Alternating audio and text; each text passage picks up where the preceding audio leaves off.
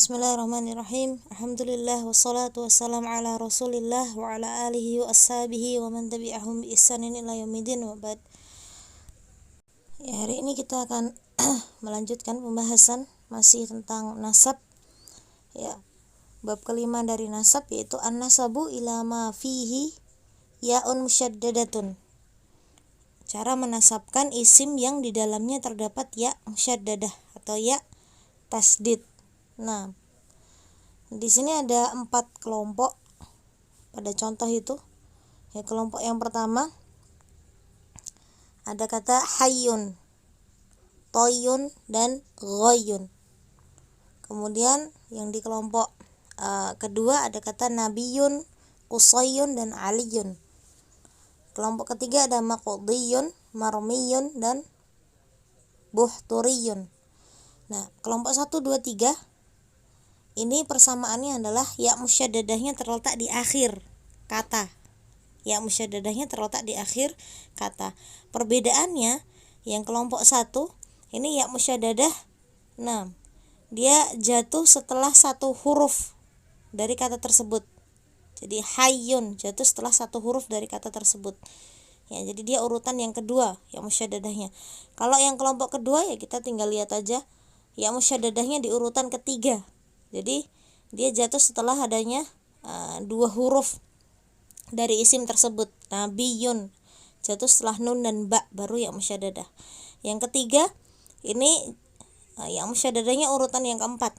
Ya, alias dia jatuh setelah 3 huruf pada isim tersebut. Maqdiyun. Jadi 1, 2, 3 ini persamaannya sama-sama letaknya di akhir kata, tetapi perbedaannya hanya pada urutannya saja.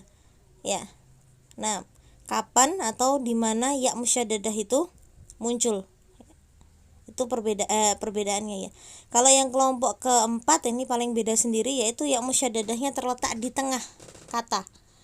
Thayyibun, layyinun, dan kusayyirun. Kusayyirun. Nah, ya sekarang kita lihat di kaidahnya, kaidah 221. Di situ disebutkan lilismil makhtumi biya'in musyaddadatin indan nasabi ilaihi ahkamun salasah. Isim yang diakhiri dengan ya musyaddadah ya ketika nasab ini memiliki 3 hukum. Yang pertama, kalian bisa kasih poin di situ ya, kasih angka di situ. Fa in kanatil ya'ul musyaddadatu ba'da harfin ruddatil ya'ul ula ila asliha. Apabila ya musyaddadahnya jatuh setelah 1 huruf dari isim, maka ya tersebut dikembalikan kepada ya yang pertama dikembalikan kepada asalnya. Karena ya musyaddadah itu kan ada 2 ya. Aslinya ada 2 ya. Nah, ya yang pertama itu dikembalikan kepada asalnya. Wa qulibatis tsaniyatu wawan. Kemudian ya yang kedua diubah menjadi waw. Wa futiha ma qablaha. Dan ya di fathah huruf sebelumnya. Nah, ini kita coba contohkan ya. Kita lihat di contoh kelompok yang pertama ada kata hayyun. Ya, ingat ya di kaidah tadi ada 3 langkah. Yang pertama adalah mengubah ya yang pertama menjadi huruf aslinya. Langkah yang kedua adalah mengubah ya yang kedua menjadi waw. Yang ketiga adalah memfathah huruf sebelum waw, yang kemudian ditambah dengan ya nisbahnya. Nah, kita sekarang lihat ya. Ingat-ingat 3 langkah. Ya, hayyun dulu. Hayyun itu ada berapa ya di situ? Ada 2 ya.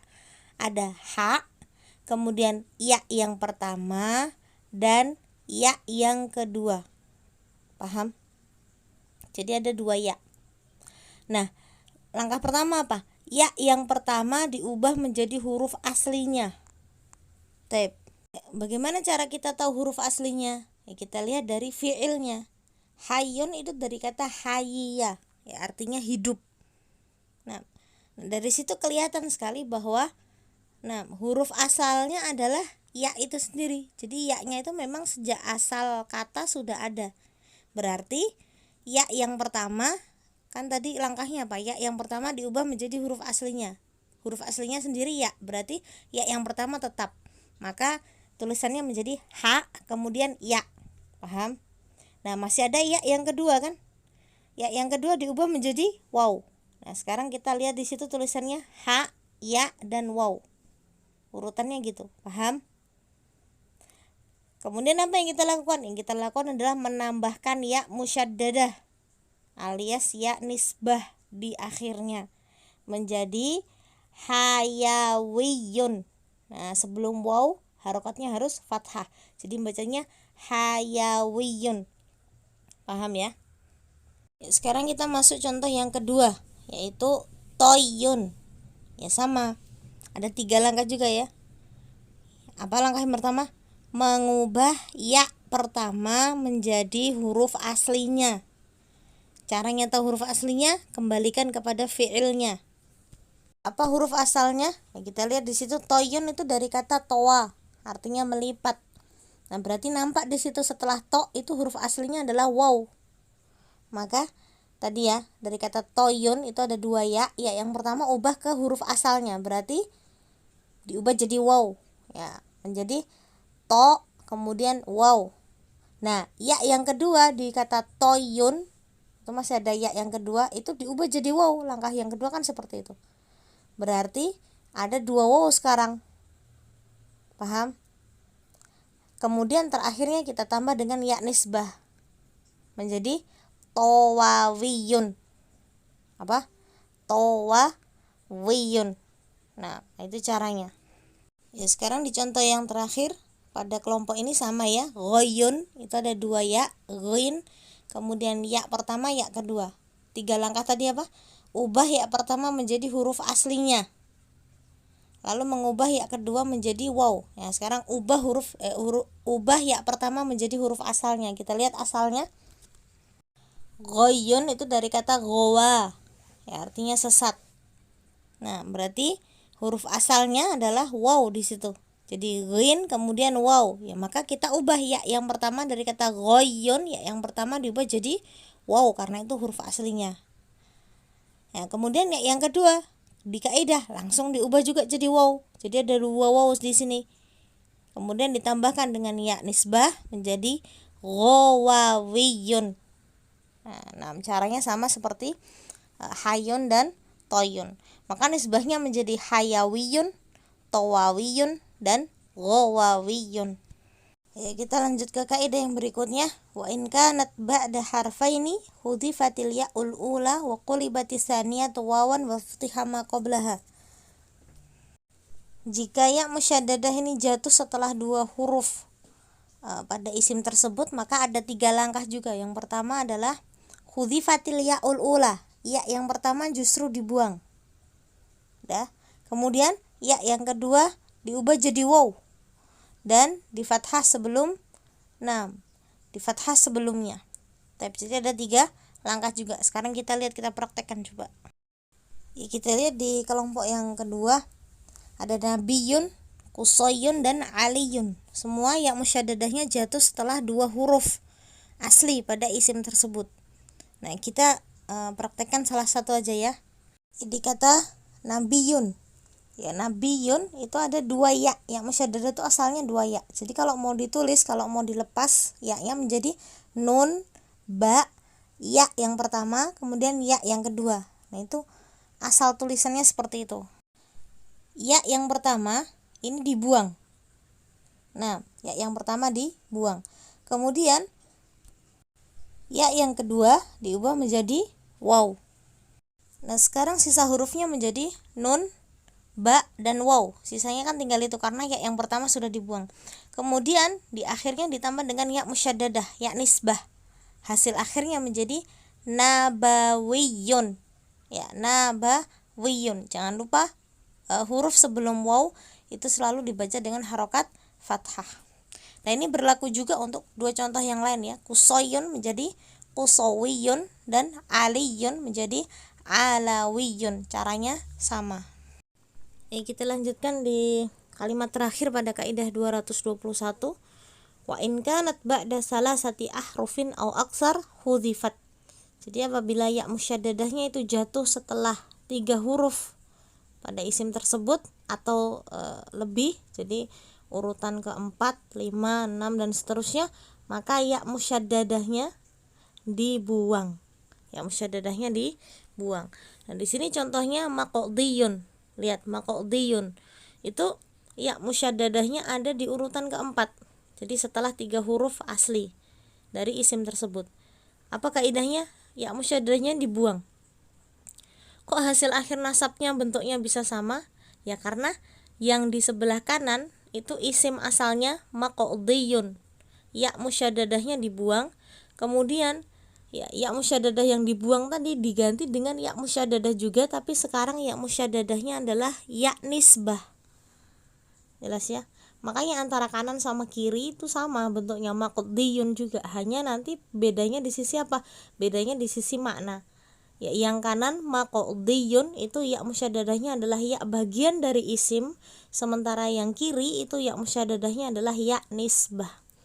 Ya tentu saja kalau dilihat seperti ini ya kita nggak bisa langsung bedakan maknanya, harus masuk ke dalam satu kalimat sempurna. Begitu dilihat konteks kalimatnya, nah kita akan bisa menentukan oh ini maksudnya adalah isim biasa maqdiyun, begitu ya-nya adalah ya asal yang memang ada di isim tersebut, atau nanti mungkin di kalimat yang lain kita bisa tentukan oh ini ya-nya yang dimaksud di sini adalah ya nisbah. Jadi dilihat dari konteks kalimatnya. Makanya di bagian ketiga ini bentuk asal dengan bentuk nisbahnya, bentuk mansubnya sama. Nah, ya sekarang kita masuk di kaidah terakhir pada pembahasan ini, kaidah 222. Al-ismu alladzi fi wasatihi ya'un musyaddadatun maksuratun idza nusiba ilaihi hudhifat ya'uhu tsaniyah. Isim yang di tengahnya terdapat ya musyaddadah yang dikasroh, ketika dinasabkan maka ya yang kedua dibuang. Nah, ya yang kedua dibuang. Kita lihat contohnya. Ya, dalam contoh ini salah satunya kita bahas ya, toyibun. Toyibun itu ya musyaddadahnya ada di tengah, ya kan? Nah kita pecah dulu. Toyibun, ingat ya musyaddadah itu asalnya ada 2 ya. Ya pertama, ya kedua. Nah ya yang pertama itu sukun, ya yang kedua itu berharokat sesuai dengan harokat yang ada di asalnya. Jadi kalau di sini kasroh ya berarti asalnya adalah harokatnya kasroh. Maka kalau dari kata toyibun dipecah, ya-nya dipecah, dipisah, maka menjadi toyibun. Toyibun, ya yang pertama sukun, ya yang kedua berharokat. Nah di kaidah disebutkan bahwa ya yang kedua harus dibuang. Ya yang kedua harus dibuang. Karena itu ya, sisa hurufnya menjadi to, begitu ya, to. Kemudian ya pertama yang sukun, kemudian ba. Ya, karena ya yang kedua udah dibuang ya. Jadi toibi, gitu ya. Lantas tinggal ditambah dengan ya musyaddadah, ya nisbah, hasil akhirnya menjadi toibiyun. Toibiyun. Hati-hati ya. Ya kalau di kitab harokatnya mungkin nggak terlalu jelas, kalian bisa tulis sendiri. Ya, toibiyun. Ketika bentuknya sudah nisbah, maka ya yang di tengah itu sekarang jadi sukun. Ya, jadi sukun. Dari kata toyibun, nisbahnya menjadi toibiyun. Hati-hati ya, ya yang di tengah tadi menjadi sukun. Nah ini berlaku untuk 2 kata yang lain. Layyinun menjadi layniyun, ya yang di tengahnya jadi sukun juga, layniyun. Kemudian kusayyirun menjadi kusayriyun. Nah, ya alhamdulillah selesai pembahasan cara menisbahkan isim yang di dalamnya terdapat ya musyaddadah. Semoga bisa dipahami dengan baik. Wallahu ta'ala a'lam bissawab. Wassallallahu ala nabiyyina Muhammadin wa ala alihi wa ashabihi ajma'in. Falhamdulillahi rabbil alamin.